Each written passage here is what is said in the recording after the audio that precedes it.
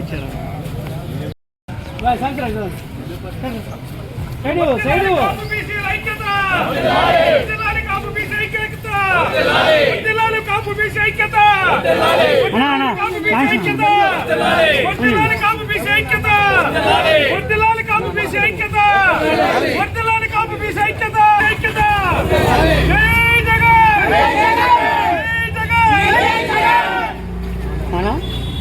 అన్న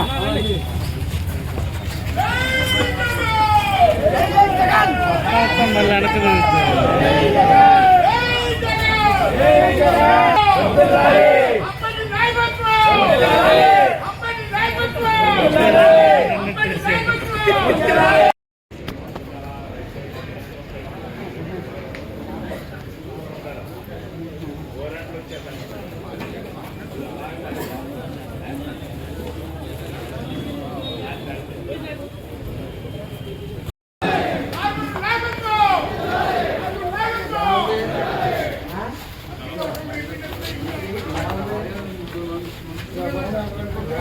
అది ముందుకు రావు సార్ అది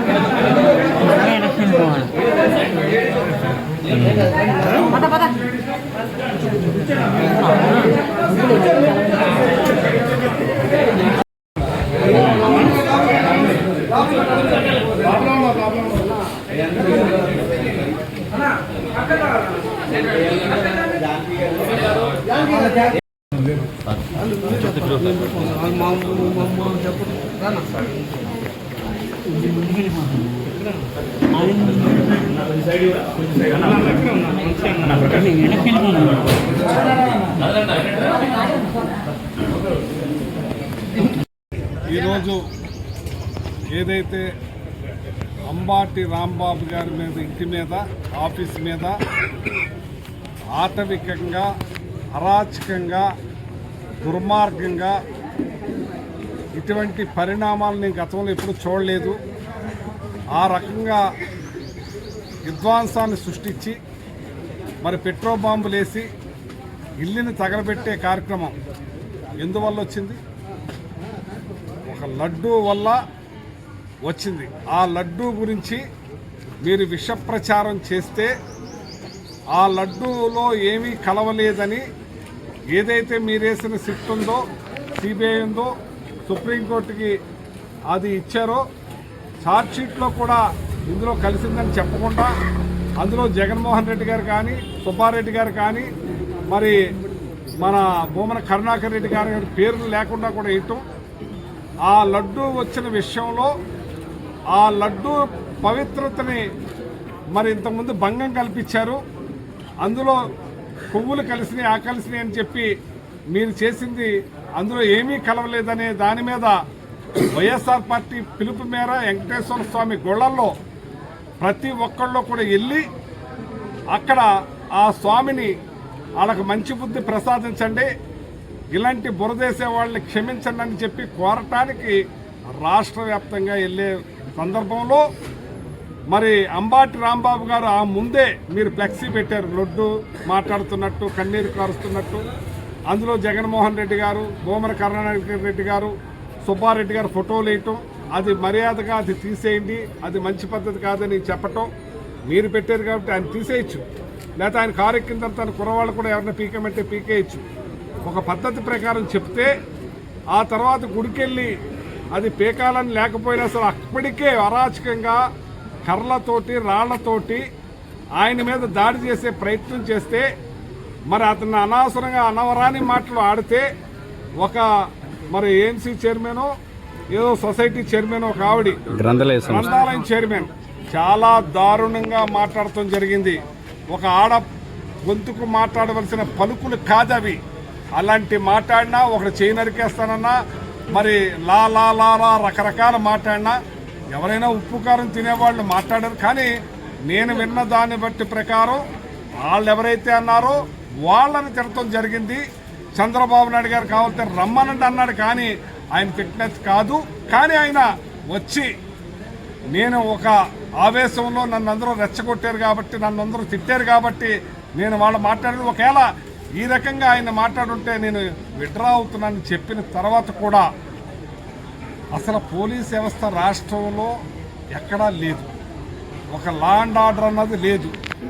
ఒక అరాచకంగా తయారయ్యి ఇక్కడ ఇంటి మీద 4:30కు మొదలెట్టి ఆ ఇంటి మీద దాడి చేసే కార్యక్రమం, ఆయన క్షమాపణ కోరినా నాదేదన్నా తప్పుంటే వెనక్కి తీసుకుంటానన్నా ఆ ఇంటి మీదకి ప్లాన్ ప్రకారం ఎక్కడికక్కడ రాళ్ళు కర్రలు అన్నీ కూడా సమకూర్చుకొని మరి ఇలాంటి కార్యక్రమాలు చేస్తే ఏమనాలని నేను అడుగుతున్నాను.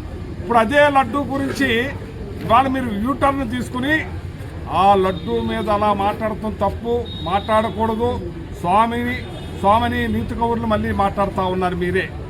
అంటే ఏమన్నా మాట ఇది అని అన్నాను.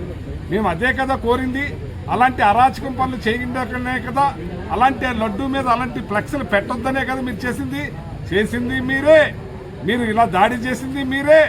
మళ్ళీ తిరిగి స్వామికి మీకు అన్ని చుట్టుకుపోయేటప్పటికీ, మీ ఇండస్ట్రియల్ చుట్టూ తిట్టుకుపోయేటప్పటికీ, మీ పాలు చుట్టూ తిరిగిపోయేటప్పటికీ, మీ పాలు ఉతంతాలు ఎక్కడెక్కడ ఏ రాష్ట్రంలో ఉన్నాయని తెలిసేటప్పటికీ మళ్ళీ యూటర్న్ తీసుకుని మీరు ఇవాళ నీతి కవర్లు చెప్తున్నారంటే, భగవంతుడి మీద ప్రేమ కొత్తగా ఒలకబోస్తున్నారంటే ఎంత విడ్డూరంగా ఉందో. చేసిన పనులన్నీ చేసేశారు, చేసిన దాడులన్నీ చేసేశారు. ఇక్కడ దాడి చేశారు. ఏదైతే ఈ పూజలో భాగంగా మీరు చేసిన తప్పని చెప్పిన జోగి రమేష్ ఇంటి మీద కూడా ఒక ప్రణాళికాబద్ధంగా ఒక చోటకి చేర్చి పోలీసుల దగ్గరుండి మరి అక్కడ కూడా అరాచకం చేసే కార్యక్రమం చేశారు. పెట్రో బాంబులు యాసిడ్తో కలిపి నేను ఎప్పుడు చూడలేదు, ఇది ఎప్పుడు ఎరగలేదు, ఇది ఎప్పుడో మన తెలంగాణ జయాంధ్ర మూమెంట్లో జరిగినాయని అనేవాళ్ళు. అటువంటిది ఇలాంటివి చేశారంటే మీరు ఏ రకమైన పరిపాలన చేస్తున్నారు, ఏ రకంగా దీన్ని తీసుకెళ్లాలనుకుంటున్నారు? ఈ రాష్ట్ర ప్రజలు మీకు ఏమని ఇచ్చారు? మీకు ఈవీఎంలు ఇచ్చారో, ప్రజలు ఇచ్చారు. మీరు చేసి ఇది ప్రజాస్వామ్య దేశం, ప్రజలకు అనుగుణంగా మీరు చేయాలి. ఇది మీరు రాచరికం కాదు. మీరు ఆర్డర్ వేస్తే ఆర్డరు, మేము ఎంతకైనా అమ్మేస్తాం, రూపాయి పావలాకి ఇస్తాం, ఊరికినే ఇస్తామంటే ఇది ప్రజాస్వామ్య దేశం. ఈ ప్రజాస్వామ్య దేశంలో ప్రజలకు అనుగుణంగా మరి లా అండ్ ఆర్డర్ను కాపాడుకుంటూ, ప్రజలను కాపాడుకుంటూ మరి ఈవేళ ప్రతిపక్షం మాట్లాడతారు. మీరు మాట్లాడలేదు అబద్ధాలు. 3,32,00,000 కోట్లు అప్పు చేస్తే జగన్మోహన్ రెడ్డి గారు 14 లక్షల కోట్లన్న ఈ చంద్రబాబు నాయుడు గారు అబద్ధం కాదా అది? మీరు ఎన్ని రకాల బురద చిమ్మారు, ఎన్ని రకాల అల్లరి చేశారు. ల్యాండ్ టైటిలింగ్ యాక్ట్ని మీ ఇష్టానుసారంగా జగన్మోహన్ రెడ్డి గారి మీద రుద్దేసి మళ్ళీ అదే కొనసాగిస్తున్నారే. ఇవాళ మీరు ఎన్ని అబద్ధాలు చెప్పారు. ఇవాళ పీపీపీలో పెట్టేశానన్నారు 18 ఏళ్ల అమ్మాయికి 1,500 రూపాయలు. ఇది అబద్ధాలు కాదా? మీరు 3,000 రూపాయలు లేకపోతే 20 లక్షల ఉద్యోగాలు ఇస్తున్నారు. ఇది అబద్ధాలు కాదా? దానికి మరి ఏంటి? దానికి మీ సమాధానం ఏంటి అని అడుగుతున్నాను నేను. మీరు చేసే అన్ని అబద్ధాలు, మీరు చేసే అన్ని అరాచకాలు, మీరు చేసే అన్ని లా అండ్ ఆర్డర్ లేకుండా చేస్తున్నారు. మీరు గెలిచిన కాడి నుంచి రెడ్ బుక్ సిద్ధాంతం అని తీసుకొచ్చి ఎంత అరాచకం సృష్టిస్తున్నారు మీరు. రేపొద్దున ఇదేనా మీరు చేసేది? రేపొద్దున ఇది నేర్పుతారన్నారు కొత్తగా మీరు. ఇది ప్రజాస్వామ్య దేశం కాదు, మీరు రాచరికంలా చేస్తున్నారు. కానీ ఇది ప్రజాస్వామ్య దేశం. మరి రేపొద్దున మీరు గెలవస్తారు, రేపొద్దున మేము గెలుస్తాం. ఇలాగే పోవటమా? మీకు ప్రజలు ఇచ్చిన మ్యాండేట్ ప్రకారంగా మీరు మంచి పరిపాలన అందించాలి, మంచి పేరు తెచ్చుకునేలాగా మళ్ళీ మీరు వస్తానికి ట్రై చేయాలి. కానీ ఇలాగా ఏదైతే ప్రతిపక్షాల గొంతులు నొక్కాలి, ప్రతిపక్షాలను అంతం చేయాలి, ప్రతిపక్షాల ఇళ్లను దాడి చేయాలి, ప్రతిపక్షాలు లేకుండా చేయాలంటే ఇది ఎవరి తరం కాదు. ఇది ఉప్పెనలాగా ఉప్పొంగి నాడు మొత్తం ఎవరు ఉండరు, కొట్టుకుపోతారు. ఇవాళ దిగిసేమ ఉప్పెనలు చూసాం, మరి అమెరికాలో ఉప్పెనలు చూసాం, మరి ఎన్నో రకాలు చూసాం. అలాంటి అన్నీ కూడా ఉద్రవించకుండా ప్రశాంతమైన వాతావరణంలో పరిపాలన సాగించాలి. మీకు ఇచ్చిన దాన్ని మంచితనంగా చేయాలి. మీ మంచితనంతో ప్రజలు చురుగొనాలి. కానీ ప్రజలను భయభ్రాంతులు చేసి మీరు ఏదో సాధిస్తామనుకుంటే చూస్తూ ఊరుకోరని చెప్పి తెలియజేస్తున్నాను. ఇవాళ రాంబాబు గారు ఎప్పుడు కూడా ఆయన పరిధి దాటి మాట్లాడిన మనిషి.